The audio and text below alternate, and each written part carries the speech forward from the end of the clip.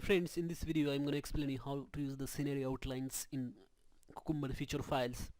So scenario outlines are used to execute the same steps but with different data each time, and the data is passed in this format. So you have to give use this keyword examples, Gherkin keyword, and then the data is passed in this format.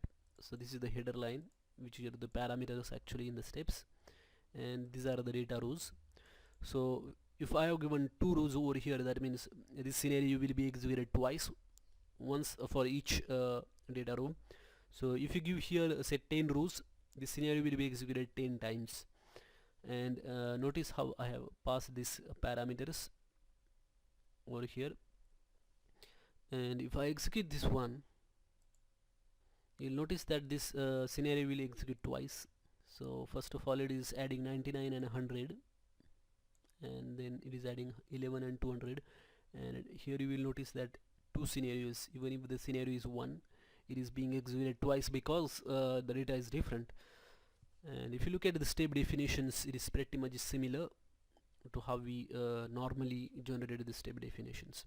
So that's how you can use the scenario outlines in Cucumber. This is very useful if you want to like execute the same steps but with a different data. Hi friends, if you find this video useful, please hit like button, and for more videos, please subscribe to my channel, and also visit www.softforce.org for more tutorials and updated videos. Thanks for watching my video.